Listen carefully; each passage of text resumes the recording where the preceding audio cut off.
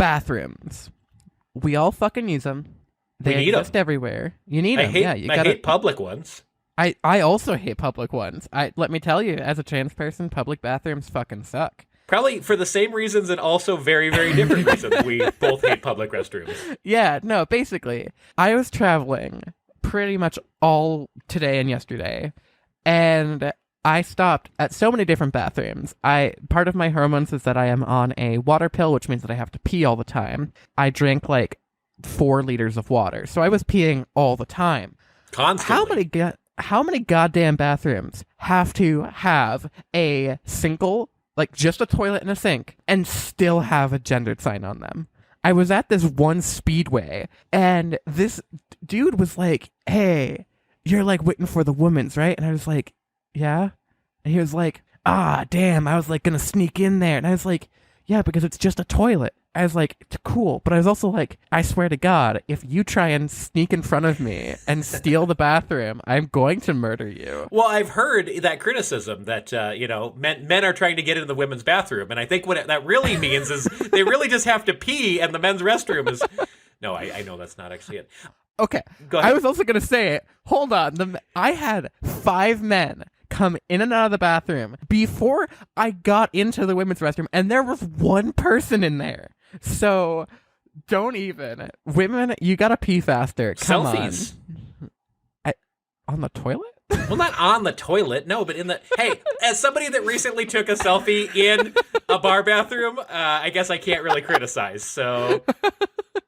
It is interesting because there's such an opportunity for employers, for businesses to take a stand. And I hate to say it that way, but that's still kind of where we're at as a society, where having a gender neutral bathroom is received with some criticism by society. And unfortunately, it's just a toilet. My workplace, we made that decision that it is just a toilet, and we took out urinals and made those single stalls so that anyone who wants to use either of those restrooms is going to feel comfortable doing that. And it's interesting, when we first did that, somebody had made a comment on it on, Yelp or something like that.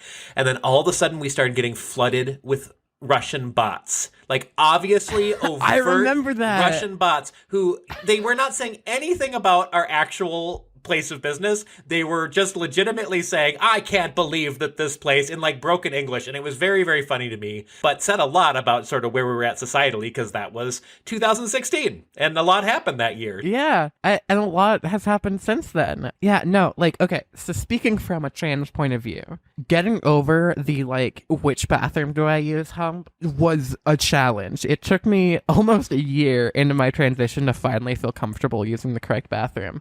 I know that is a common thing for a lot of other trans people. Gender neutral bathrooms are a godsend for not just binary trans people, because binary trans people will hopefully eventually get to a point where they feel comfortable using the bathroom that identifies with their gender. But like, all my non-binary folks out there, like, y'all are screwed if they don't have if they have like no non-binary bathrooms, like, right. Why can't we all just have gender-neutral bathrooms? They're just toilets. Bathrooms are making you choose your gender. Or, like, maybe we just have one room full of urinals and one room full of toilets and stalls, and then no stalls. Which one you need? No walls. Just just single toilets lined up. I always think of the 2 toilets sitting next to each other so you can high five while you're doing your business. Or like you have like 3 toilets in a row, and then you've got like one big screen TV and like controllers, and you can just... Hell yes, Mario Kart.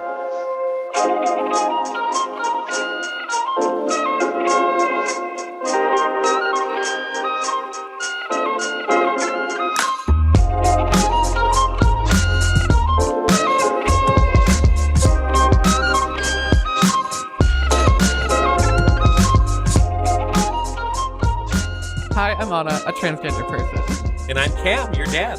And this is The Transgender, a podcast chronicling my transition. And a cisgender man learning how to support it. So, I'm bringing a topic to the table today, and that is the trans flag. Blue, pink, and white? Blue, pink, and white, which were specifically chosen as the trans colors. And the reason why I was bringing this into light is because there's some very interesting criticism of the trans flag from the trans community and from non-binary people as they look at the flag and say, well, doesn't that look like baby blue, baby pink, and a white line? As a trans person, I can agree that I have had this criticism of the flag. So a little bit of background. Monica Helms invented the flag in 1999. Monica's a trans woman.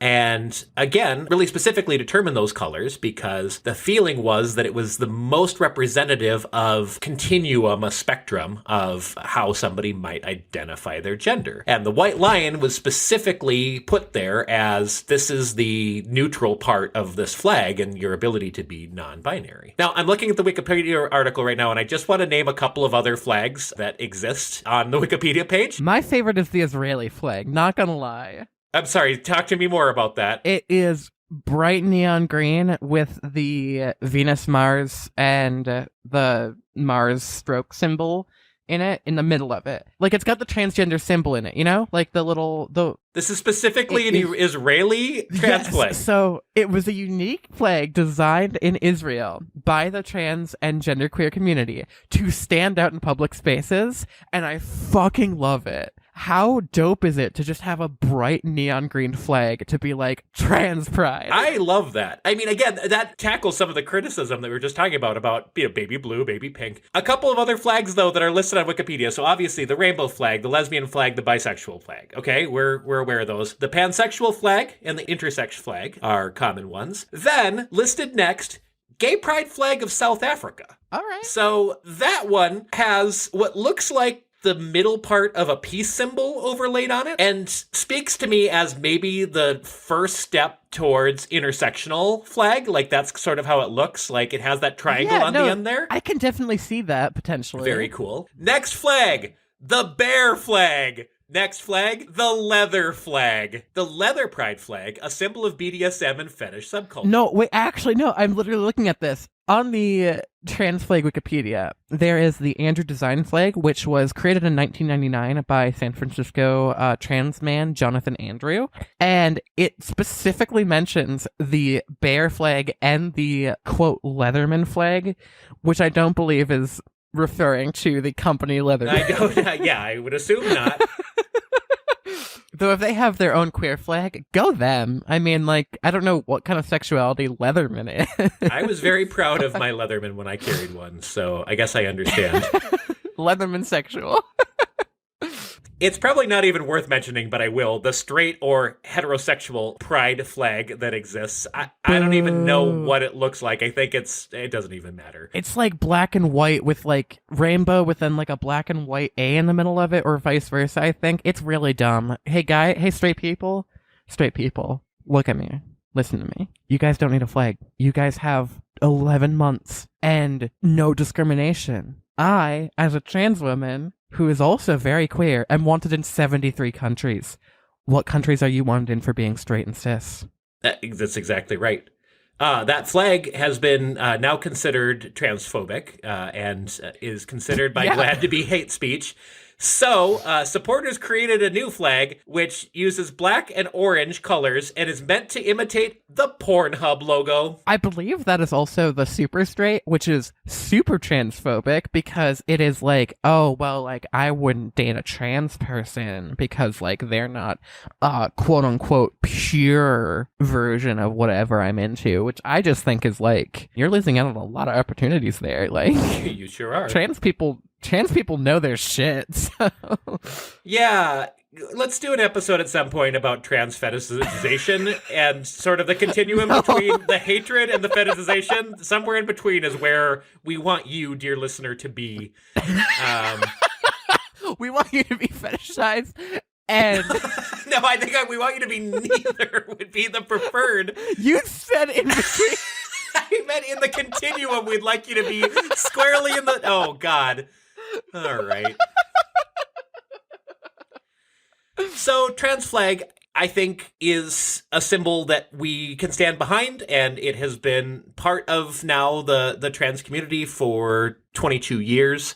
And I think, despite those criticisms, I think there was a lot of intention put into the colors that were chosen and the way the flag was designed. And I want to acknowledge the criticisms that are out there and to say that, boy, there's a lot of continuum between what your gender might be anywhere in the spectrum of potential genders. So one flag with 2-3 colors in it is not going to necessarily represent who you are, but we need a symbol in order to represent the pride that we have in trans people. As a trans person, especially one who struggled with my identity for a very long time, I always found the trans flag very offensive when I was growing up and seeing it and things, and I think part of that has to do with my own, like, repression and everything, but it also is like, I, for a while, identified as a demigirl, and to some extent I still kind of do, and like that kind of negates a whole aspect of my identity. But as I've like grown into my transness and have accepted the flag more, like, it's not meant to encompass the entire spectrum of what trans identities are and like the non-binary community and things. It's meant to represent trans people.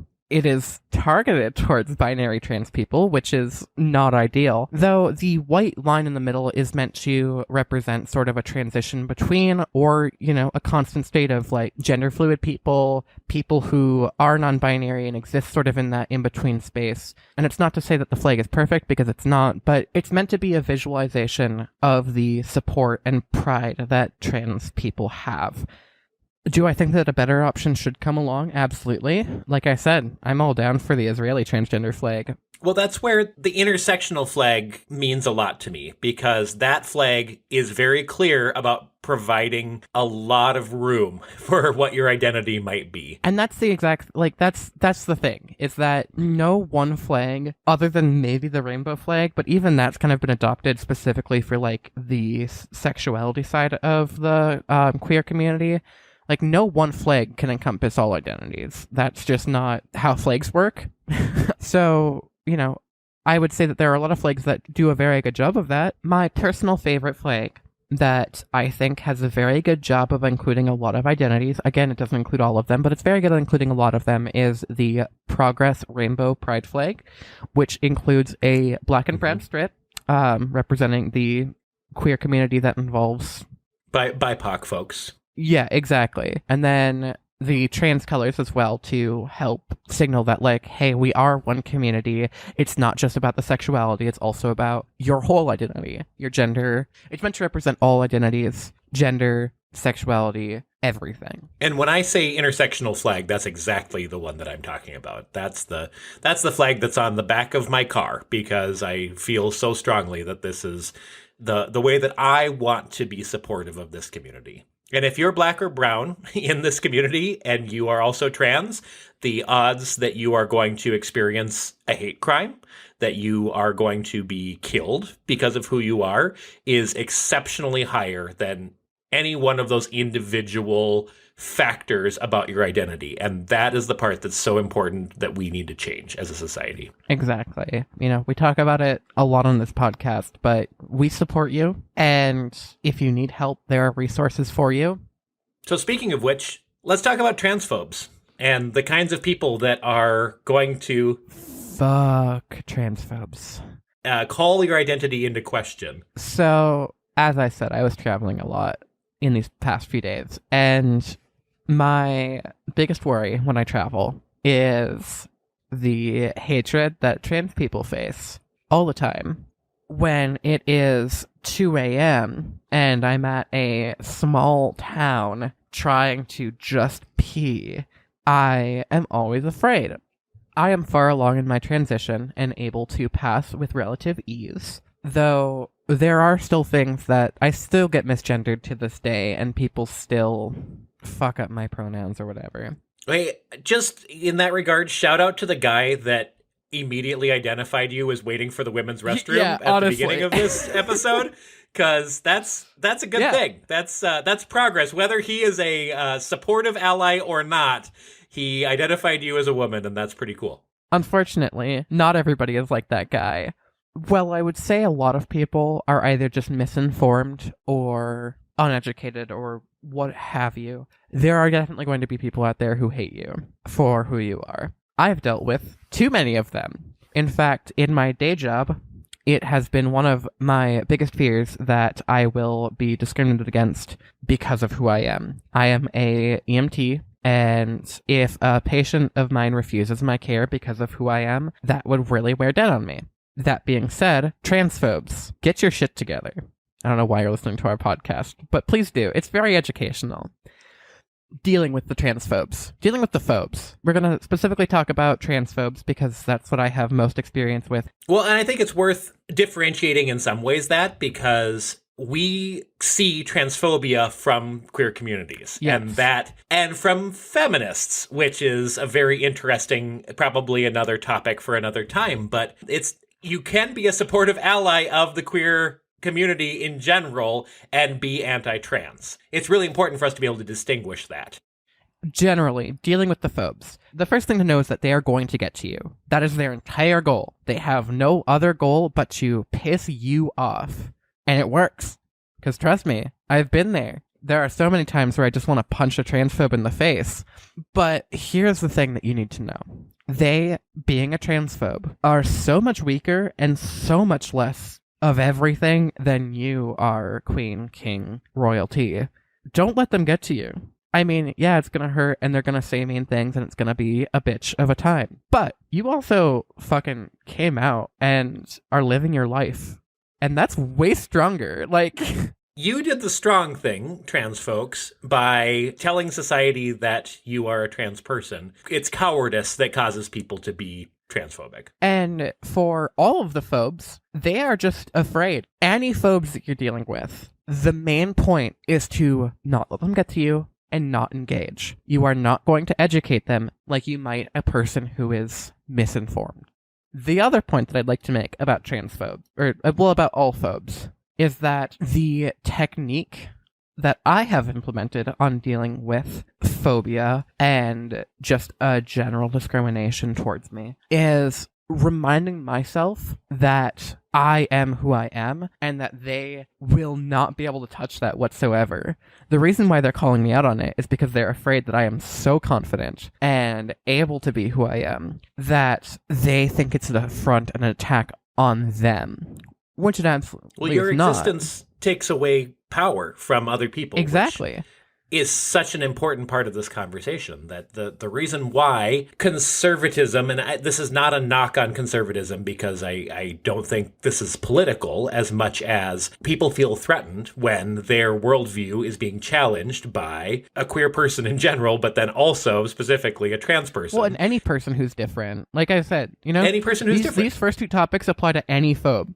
Any person who discriminates against you for who you are, what you believe in, what have you. Like, these two things will work to help you. Don't let them get to you, and remind yourself that you are confident and that you are great. My experiences in transphobes and in homophobes, transphobes in particular, are so uncomfortable with the fact that a person of the same gender could be so confident in their gender, be so confident in themselves, and still have to go across the gender divide, or whatever you want to call it, the white strip in the trans flag, because they themselves are not confident in themselves. Like, I can't tell you how many women who have discriminated against me in particular do so because they are not confident in themselves, which is partly a societal issue, which I'm sure will be another topic, but also because, like, I know who I am, and I'm confident about that, and I express that. And if you are a woman who maybe doesn't know who she is, or struggles with her identity, that can be a challenging thing, especially because if you believe or know that I am trans, which means that I literally was not born cis like you, because I was not born... Like me, your dad. Who is a cisgender man. I take away so much of that power that you feel like you have because you're cis and you know that you're a woman, but also, like, you feel so empty because you don't know your identity. I'm saying this to you to vent some frustration that I've been having with people, but that's what transphobes are, is that they they are uncomfortable with their own identities, and so they need to find something to attack. And the easiest target for people who don't feel comfortable in their own identities is to attack something that is different or strange that has confidence. I mean, it's important, I think, maybe to put a pin in the fact that women, we realize that society is built on blocks of misogyny. And so feeling like you need to gain power wherever you are able to is an understandable feeling in a society that is extremely anti-women, as well as anti-trans. Absolutely. It's the fight that we're all working for. You don't need to take your frustration out on us trans people. Because... Well, we talk about that in equity and justice conversations a lot, is building everyone up is not removing power from other people. It's trying to build everyone up together so that women can have equality and trans people can have equality and BIPOC people can have equality in our society. And that doesn't remove any of the power from anybody if we can all work together. And it all goes back to the intersectional flag, the idea that this is all a combined effort for us to better ourselves and do a better job of supporting each other. Can I just say, can we remove some power from straight cis white men? Just like a little bit. Oh, okay, please. Cool.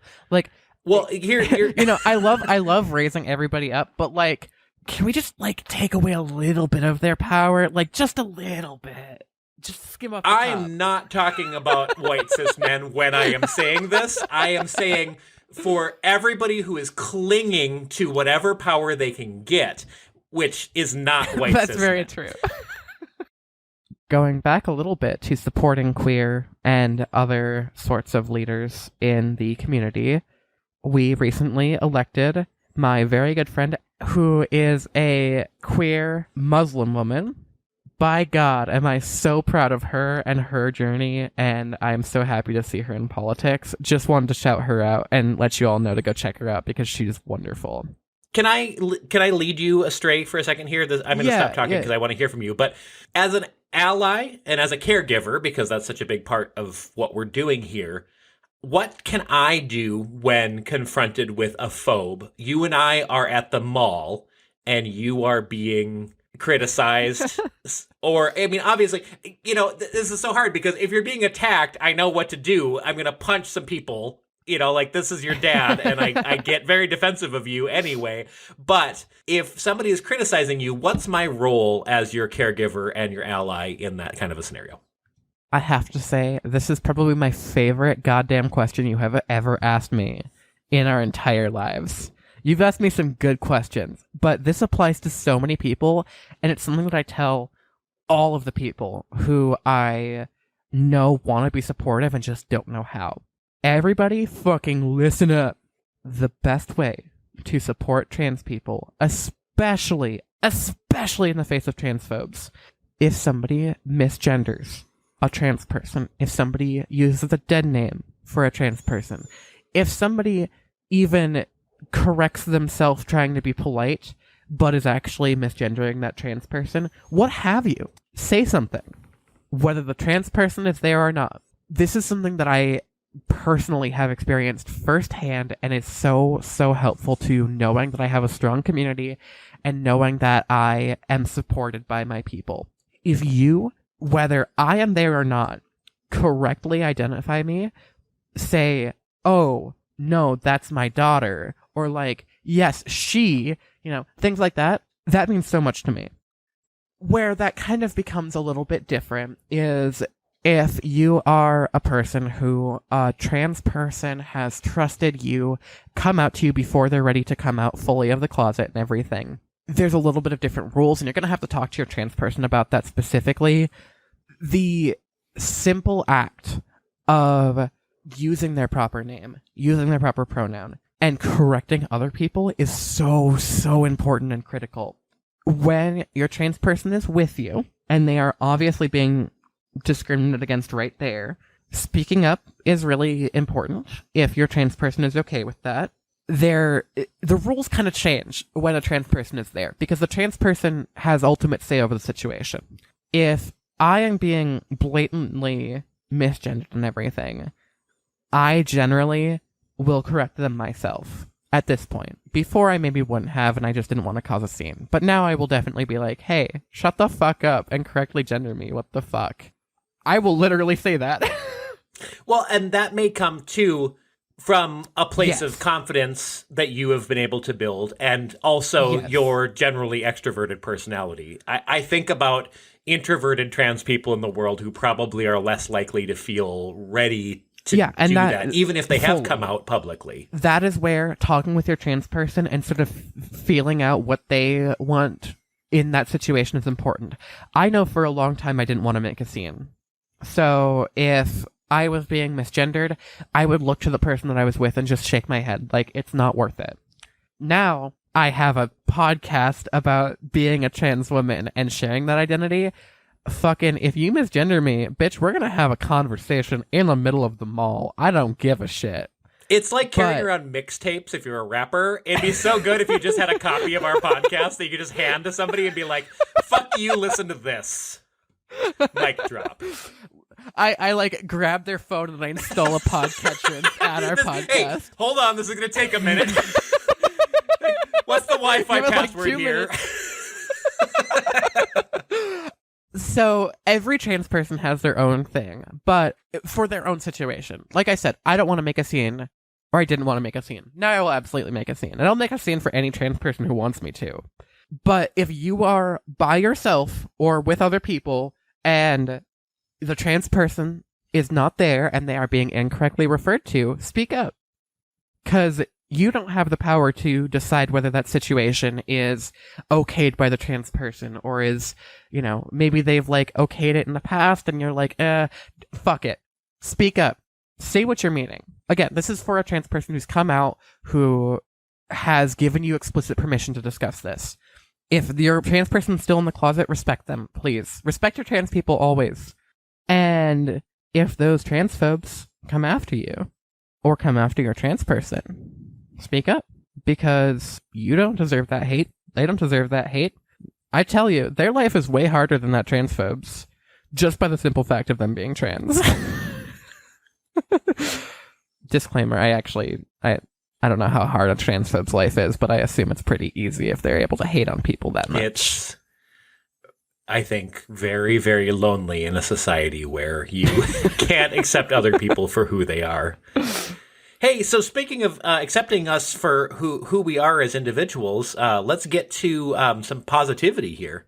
Yeah, so our podcast can get pretty dark sometimes, and I wanted to start something that can bring a little bit of light to every podcast episode. So I'm going to call this segment Trans Euphoria. I'm going to start this week. However, I'd love to hear all of your guys' trans euphoria as well, or just gender euphoria. It's just people, if you're like, hey, I'm feeling fucking confident today and I want to like send that in, questions@transgenderpod.com. Just send it in. We are totally happy to discuss it. This week, though, I was looking like a sleep paralysis demon all day.